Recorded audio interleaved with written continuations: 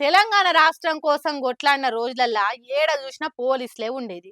అడుగు అడుగినా కొట్లాటలను అడ్డుకునేది. Lathi చార్జులు, tear gas బాంబులు, అరెస్టులు, కేసులు ఓ ఇట్లా ఎమర్జెన్సీ తీరుగానే ఉండేది.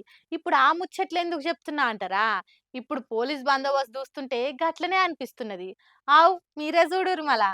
ఆ తెలంగాణ కోసం కొట్లాడిన రోజులు గుర్తుకొస్తున్నాయి కదా. ఈ పోలీస్ గుంపును చూస్తుంటే జిహెచ్ఎంసీ కౌన్సిలింగ్ మీటింగ్ లా ఎసోంటి లొల్లి కావద్దని కార్పొరేటర్లకు కావలి కాసేతందుకు వచ్చిన పోలీసులు వీళ్ళంతా కౌన్సిల్ ఆఫీస్ కు నలుదిక్కుల నల్ల బట్టలు వేసుకొని తయారుగున్నారు. ఆఫీస్ లోపట సర్వసభ్య సమావేశం చురువైన కొద్దిసేపట్లనే లొల్లి మొదలైందట. హైదరాబాద్ పట్టణం డెవలప్మెంట్ కోసం బడ్జెట్ పెట్టిన తర్వాత జిహెచ్ఎంసీలో ఉన్న సమస్యల మీద మాట్లాడాలి అని బీఆర్ఎస్ పార్టీ కౌన్సిలర్స్ పట్టుబట్టిండ్రట. లేదు లేదు అని కాంగ్రెస్ పార్టీ కౌన్సిలర్లు అన్నారట. అటు వాళ్ళు ఇటు వీళ్ళ నడుమ మాటలతోనే యుద్ధం జరిగిందట. ఇంకేమున్నది, మేయర్ విజయలక్ష్మి కార్ పార్టీల గట్టిగా మాట్లాడేటోళ్లను సభ నుంచి సస్పెండ్ చేసిందట.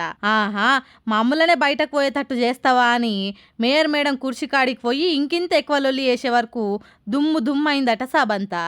ఇట్లా అయితుంటే అధికారంలో ఉన్నోళ్ళు ఊకుంటారా? మార్షల్స్ అనే పోలీసులను పెట్టి కొంతమందిని బయటకు పంపించిండ్రట. లోపట లొల్లి పెట్టినోళ్లను బయటున్న పోలీస్ దళము వచ్చినోళ్లను వచ్చినట్టే వ్యాన్లు జీబులు ఎక్కించుకొని స్టేషన్ కు తీసుకుపోయిండ్రు. ఆ తర్వాత ఇంకింత ఎక్కువ లొల్లి చేసి సస్పెండ్ అయిన వాళ్ళను లోపటికి అనుమతి ఇయ్యాలని లొల్లి చేస్తే ఒప్పుకొని ఓకే అన్నారట. కానీ ఫస్ట్ సస్పెండ్ బయటికి పోయినోళ్ళు మళ్ళా మేము లోపటికి రామని మొండికేసి కూస్తున్నారట. మొత్తానికి లోపట లొల్లులతోని బయట బందోబస్తుతోని 3 సస్పెండ్లు 4 అరెస్టులతోని సాగింది జిహెచ్ఎంసీ సర్వసభ్య సమావేశం.